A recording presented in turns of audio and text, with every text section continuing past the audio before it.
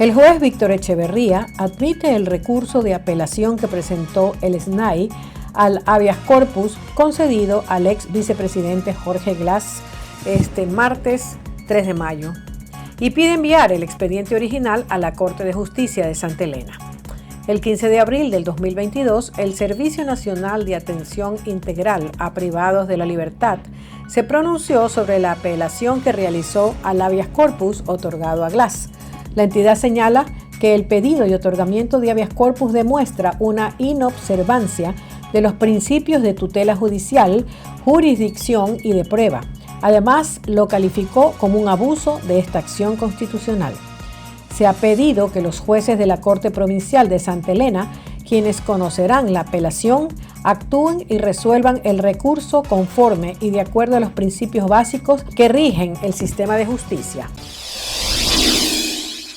El conductor que fue acusado de violación a un estudiante de la ciudad de Quito fue detenido por la Policía Nacional. Así lo informa la institución en su cuenta de Twitter. Patricio Carrillo, ministro del Interior, detalló que el responsable fue detenido por agentes de la policía. Luego de la denuncia de violación a un estudiante en el colegio Dillon, la policía detuvo al acusado de este delito infame, subrayó el ministro.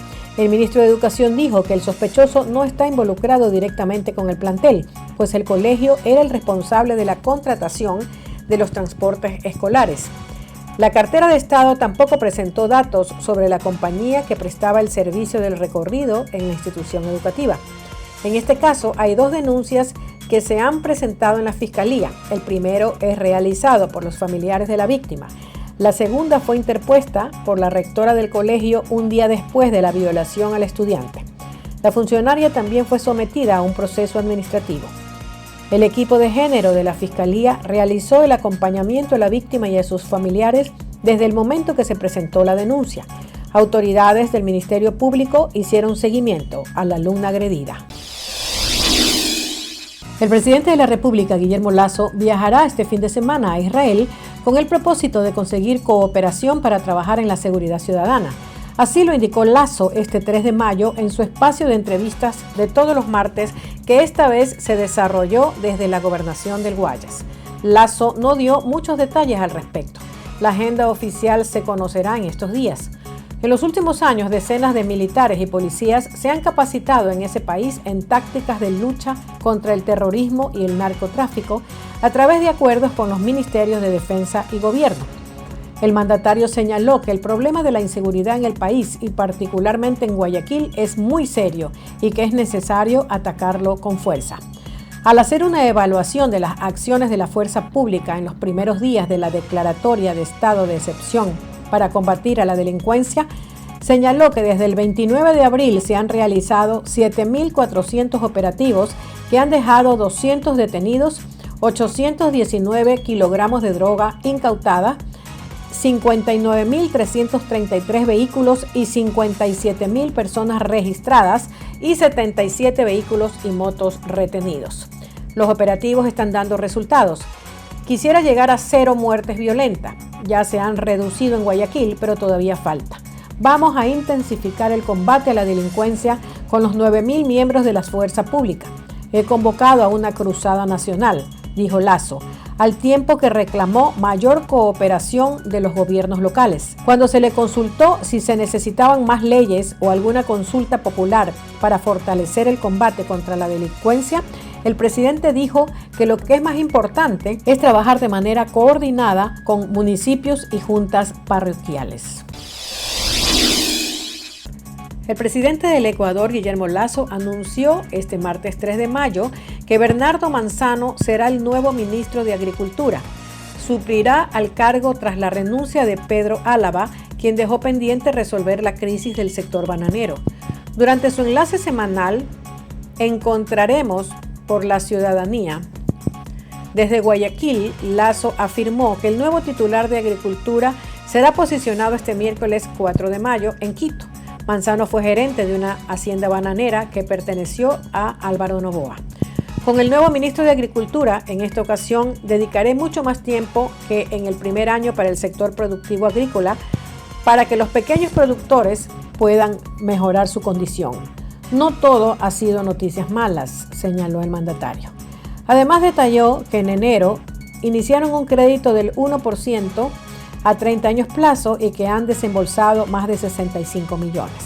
Según el presidente, su primer año de gobierno, que se cumple el 24 de mayo próximo, se enfocó en estabilizar las finanzas públicas. Logrando esto, donde ya nadie duda de la existencia o de la permanencia de la dolarización, pues este año es el año donde voy a dedicar mucho del esfuerzo del gobierno a trabajar por los sectores productivos, por el sector bananero, por el sector arrocero, agregó. El presidente de la República, Guillermo Lasso, desde Loja, firmó como testigo de honor el contrato de inversión del proyecto eólico Villonaco III de 110 megavatios de energía limpia que se construirá en el emplazamiento Guairapamba en la provincia de Loja.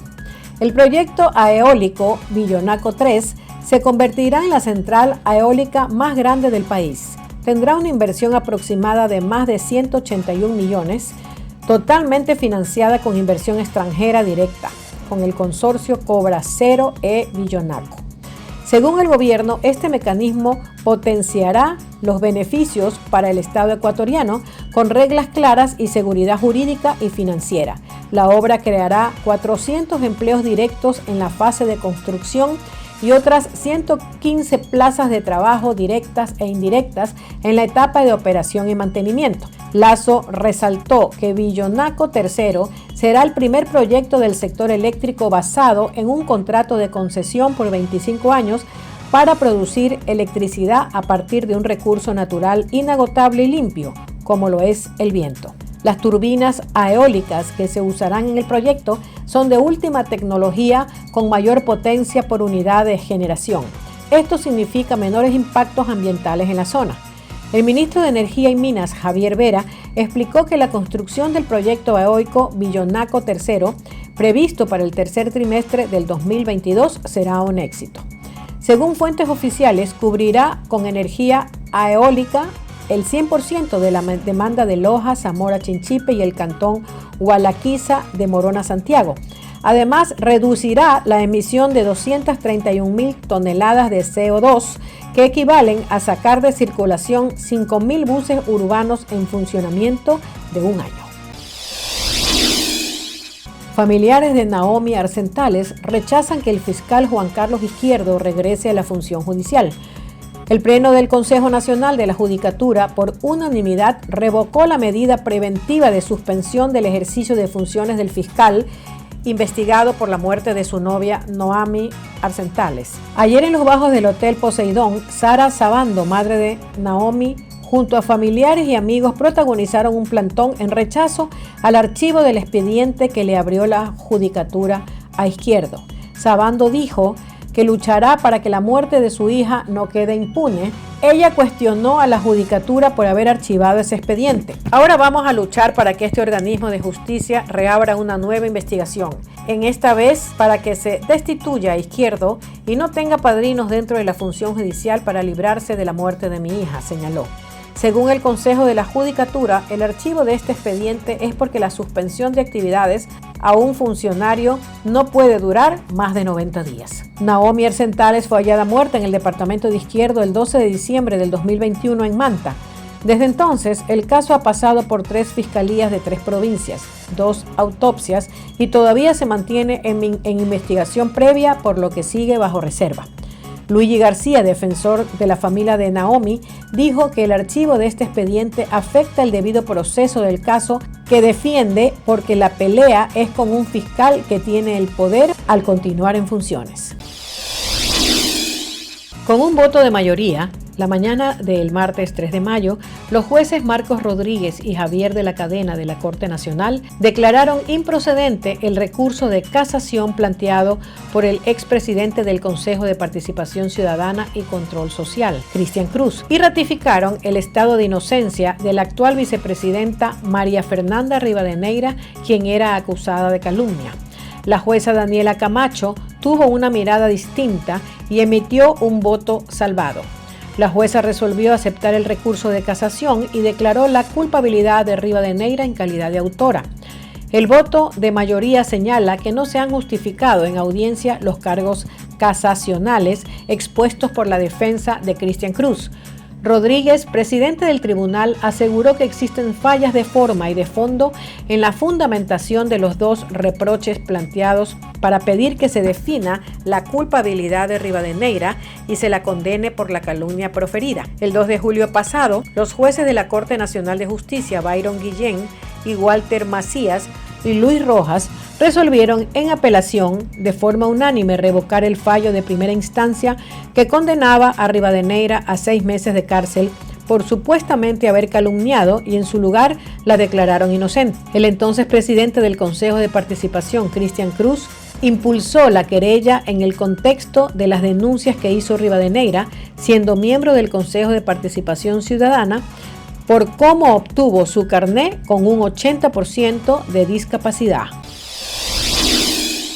Un automóvil y la fachada de una vivienda quedaron afectados tras la detonación de artefactos explosivos en el norte de Guayaquil.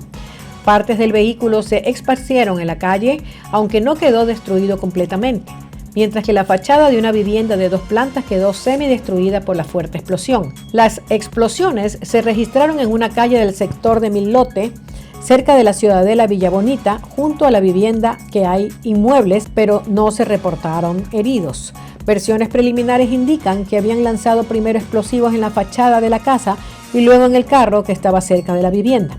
Vecinos del sector escucharon un estruendo cerca de las 11 horas del lunes pasado, y esta es la tercera detonación de un vehículo que se reporta en un mes en la zona norte de Guayaquil.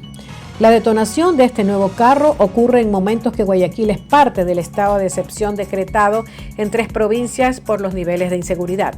El vehículo afectado está registrado en San Borondón. La unidad es de uso particular y las placas que portaba este carro pertenecen a un Chevrolet Aveo del año 2017.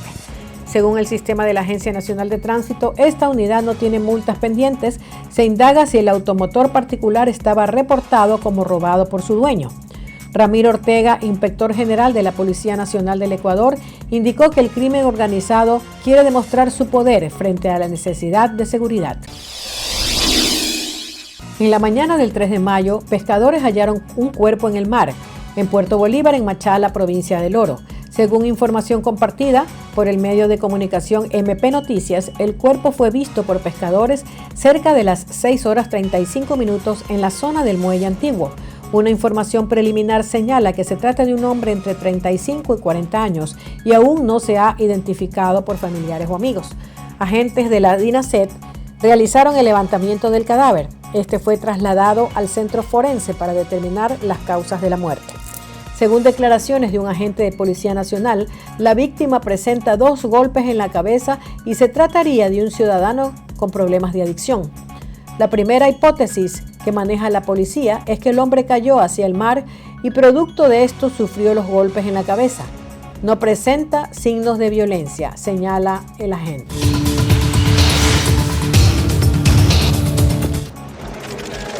Este lunes en Polonia, la presidenta de la Cámara de Representantes abogó por apoyar un presupuesto multimillonario de ayuda militar y económica para Ucrania. No deberíamos hacer nada menos debido a la amenaza de Rusia.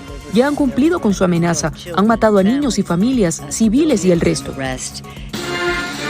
Sus declaraciones ocurren mientras el Senado estadounidense se prepara para someter a votación una propuesta del presidente Joe Biden que busca destinar $33,000 millones en asistencia militar, económica y humanitaria a Ucrania.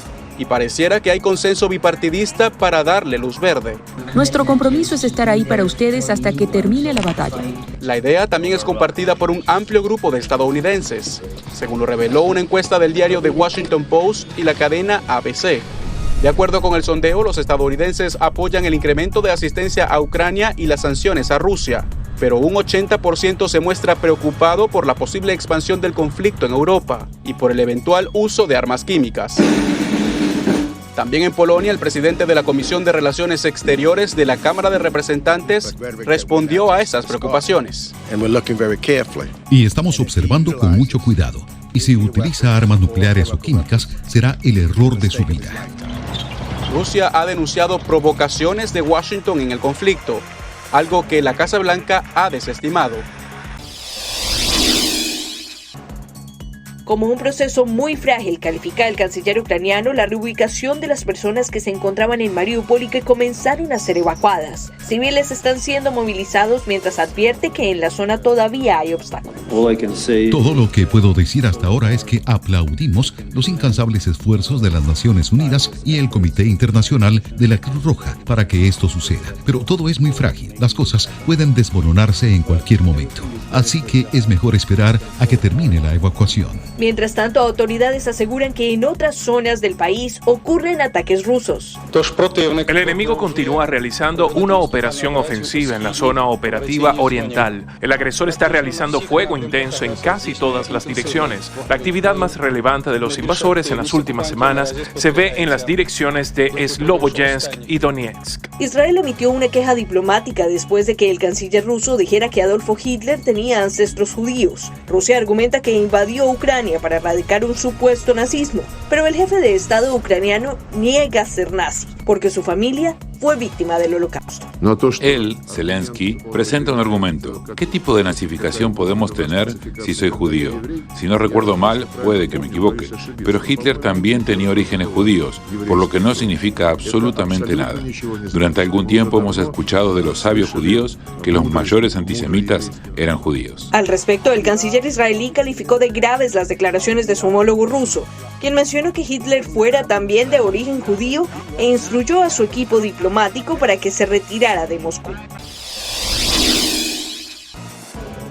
Han pasado casi 3 meses de la llegada de ucranianos a territorio guatemalteco. Ellos lo que quieren es regresar a su país. Pronto deberán renovar el permiso especial que se les otorgó para permanecer legalmente en Guatemala, aunque su intención sea retornar eventualmente a su país. El Instituto de Migración nos dio la primera opción, que estas personas pueden regularizar su situación por 1 año con un permiso especial.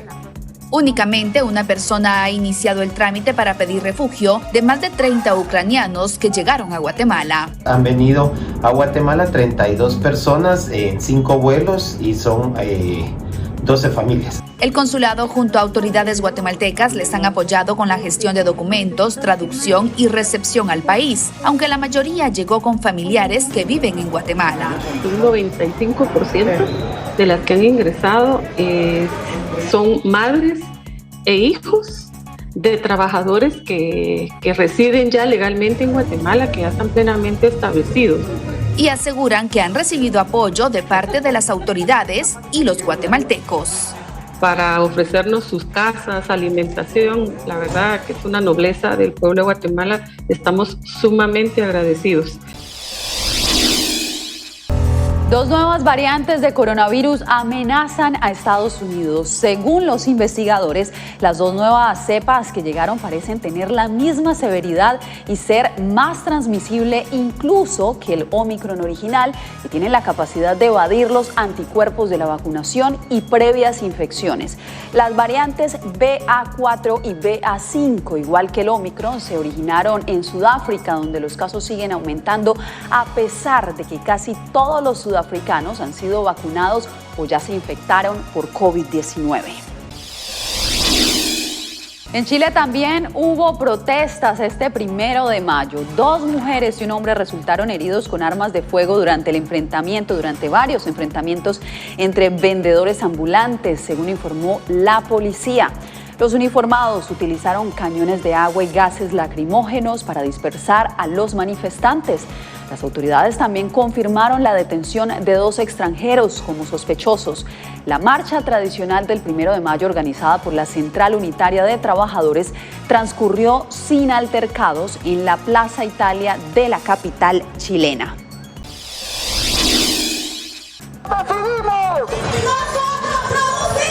Bajo un régimen de excepción, la manifestación estuvo precedida por señalamientos desde el gobierno de que quienes marcharan por las principales calles de la capital salvadoreña serían afines a las pandillas. Así, los salvadoreños salieron a conmemorar el Día Internacional de la Clase Trabajadora. La jornada dejó al descubierto la división entre los trabajadores. Algunos reivindicaron sus derechos y rechazaron algunas acciones del gobierno. Se enfrentó el miedo de la represión por parte de un Estado autoritario que quería de que no se conmemorara esta fecha, una fecha histórica de la clase trabajadora. Y en el otro extremo, trabajadores se reunieron en un hotel con funcionarios de la administración del presidente Bukele. Allí, el ministro de Trabajo de El Salvador reiteró señalamientos contra sindicatos que no son afines al gobierno, acusándolos de ser movilizados por la oposición, y se refirió a la comunidad internacional. Parte de la comunidad internacional a veces nos juzga. Acá tienen dos versiones. La versión de la oposición, que dice calumnias contra este gobierno. Los invitamos, señores de la comunidad internacional, que vengan a escuchar al pueblo salvadoreño lo que opina. Señor relator de la ONU, lo invitamos formalmente que venga al país y venga a verificar en qué condiciones está el pueblo salvadoreño.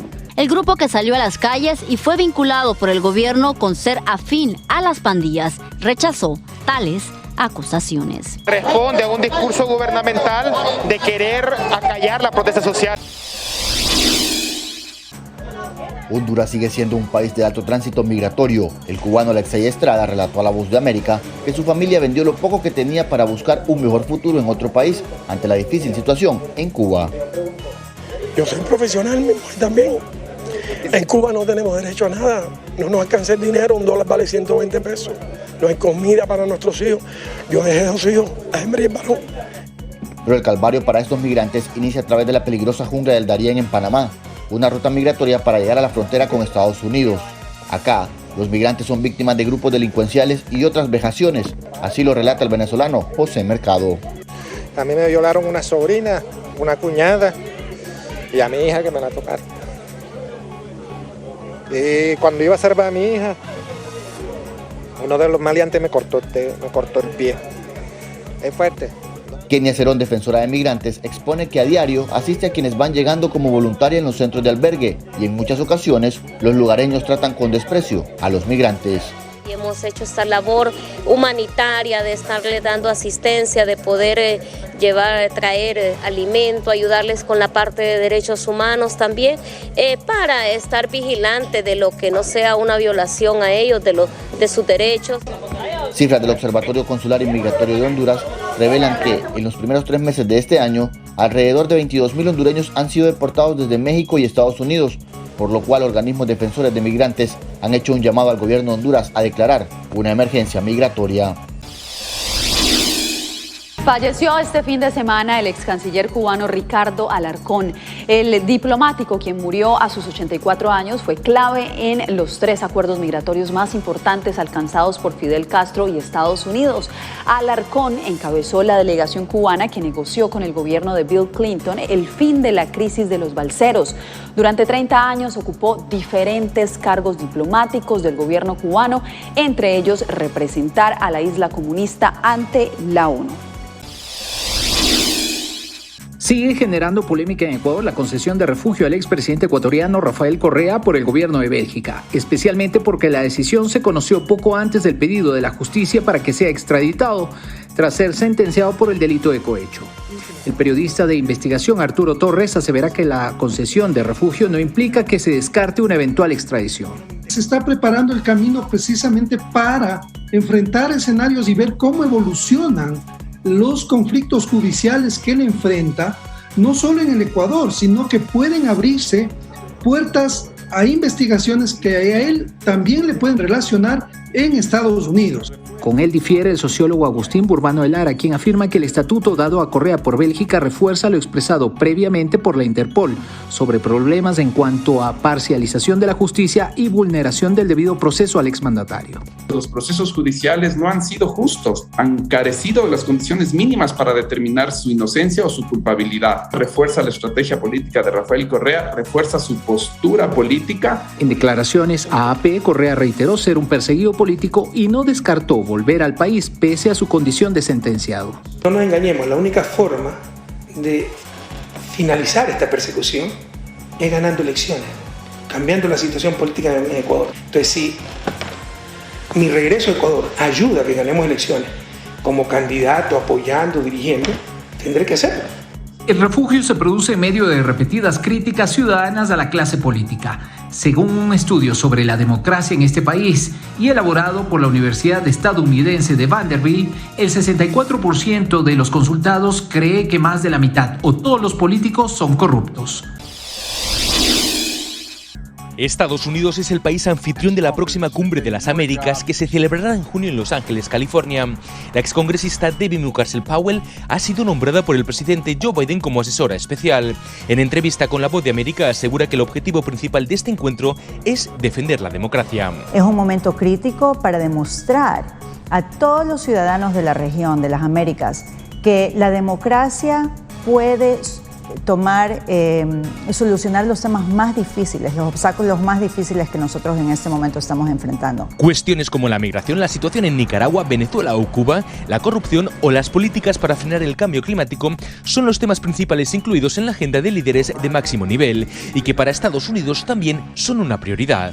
El presidente Biden, desde que era vicepresidente, él ha tomado el tema de la democracia, del crecimiento económico y de la seguridad como prioridad, no solamente para Centroamérica, pero también para el Caribe y para toda la región, Canadá y Sudamérica incluido. Sin embargo, los republicanos han criticado ciertas políticas de Biden en la región, como el diálogo con el presidente venezolano Nicolás Maduro tras imponer sanciones al petróleo ruso y, entre otras, la falta de medidas efectivas para frenar la migración irregular. Una cosa es que tú quieras tener una política migratoria amistosa y otra cosa es que tú tengas un desastre en la inmigración, donde entra cualquiera y que además tengas un gobierno con políticas socialistas. Ante la reciente elección de presidentes más liberales como Gabriel Boric en Chile o Pedro Castillo en Perú, Mucarsel-Powell enfatizó que el compromiso de Estados Unidos es el de respetar las elecciones libres y transparentes, aunque no entró a valorar si a la administración le preocupa ese giro a la izquierda. Sach Tahan reconoció al presunto autor de disparos en el metro de Nueva York. Frank James, de 62 años, está acusado de provocar más de 25 heridos al lanzar también una bomba de humo en la estación 36 Avenue en Brooklyn. Ese es el tirador, ese es el tirador. La gente pensó que yo estaba loco. Yo decía, créanme, es el tirador. Empecé a buscar carros de policía y decía, ese es el hombre, ese es el hombre. Las autoridades de Nueva York ofrecieron una recompensa de $50,000 el día de la detención de Frank James como presunto responsable. Taham y otras 2 personas se adjudicaron haber reconocido al sospechoso. El mexicano Francisco Puebla fue uno de ellos y así contó a La Voz de América lo sucedido.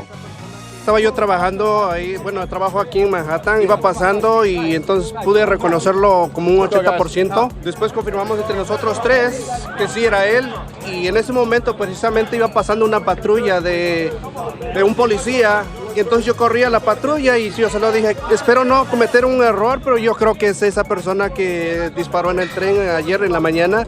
3 personas se disputan la recompensa. Uno de ellos es Sach Tahan, cuya cuenta en la red social TikTok ganó gran popularidad y ha recibido homenajes en distintos lugares de la ciudad.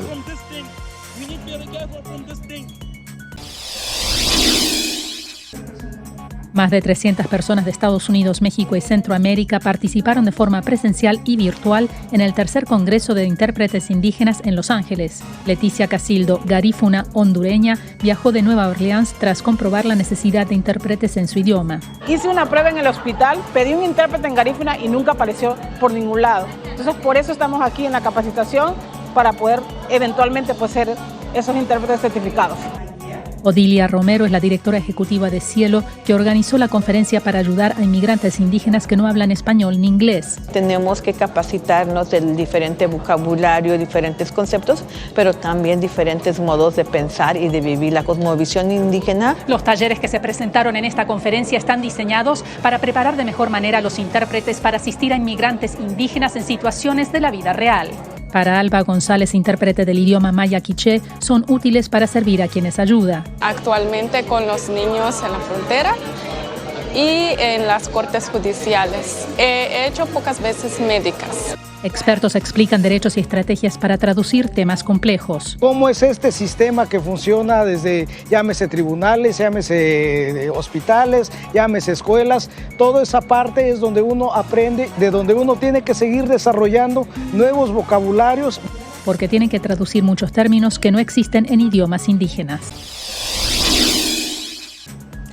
A medida que avanza la invasión rusa, artistas de todo el mundo se solidarizan con los ucranianos y ofrecen conciertos en diferentes escenarios. Esta vez, la Orquesta Sinfónica de Ucrania realizó una presentación denominada Concierto por la Paz.